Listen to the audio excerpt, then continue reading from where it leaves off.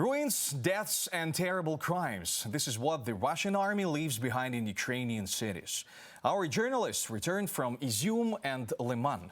These cities are already free from invaders, but they will feel the consequences of the occupation for a long time.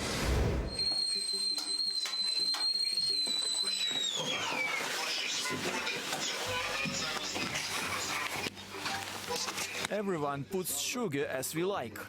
This is a basement of one of the high-rise buildings in Lyman, Donetsk region. Anatoly and his neighbors arranged a real hostel here, with 34 people living inside during the most difficult times. I made the stove myself. My neighbor Yurko helped me a little bit. When there was a lot of shooting in the city, we invited everyone we could to our place. How did you survive the occupation? In the basement. Did you see the stoves outside? We used them to cook. A woman was killed there. We buried her under shelling. The armed forces of Ukraine liberated Lyman on October the 1st. Some of the residents left, and Anatoly still lives in the basement, because Russians are constantly shelling buildings and communications in Lyman. Recently, a shell hit a nearby high-rise building. It was a Russian shell, we know for sure. It came from their side. Half the houses was demolished. What happened to the people? There were about 20 people in the building. They were hiding in the basement, but some of them were wounded. Mikhailo also stayed in Lyman throughout the occupation. He shows us how Russians destroyed the city. This is our bakery. Well, it used to be. It was completely smashed, everything burned down. Now about 7,000 people live in Lyman, while before the Russian invasion there were 20,000 inhabitants. Almost 90% of the city is still without electricity. There is no heating, and gas supply is only partially restored. Utilities are carrying out repairs under fire. Alexander is trying to find at least some of his surviving property among the ruins of a high-rise building in the city of Izium, Kharkiv region.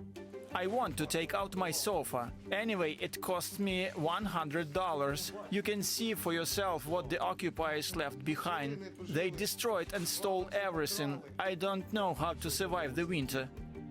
The man also felt the mockery of the occupiers. They came, they undressed me, and they were looking for some tattoos. They said, "We don't like you." I said, "How can you not like me? This is my hometown." I had tears in my eyes. Russians destroyed almost 90% of the buildings in Izium. One bomb killed 50 civilians in this 9-story residential building. I was lying on a couch, watching a plane and rockets flying one after another. 32-year-old Yulia remembers the occupation as a terrible nightmare.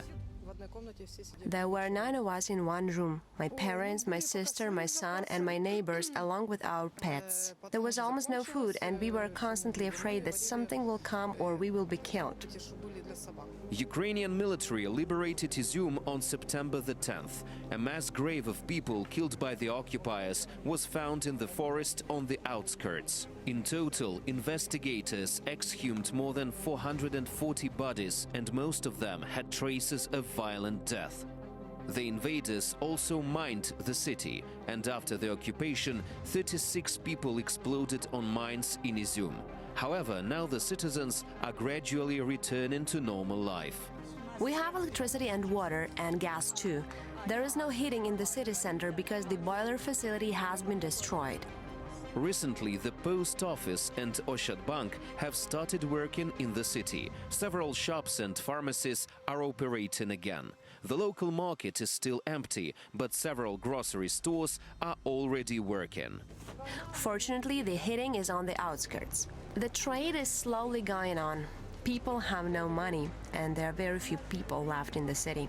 After the deoccupation, more than 5,000 people have already returned to Izium, the local authorities report. But only part of them remained in the city because the occupiers destroyed the housing infrastructure. Thanks for watching our YouTube channel. Latest news, trends, and analytics on all about Ukraine. Like, share, and subscribe. Any questions, proposals, and comments, contact us via email.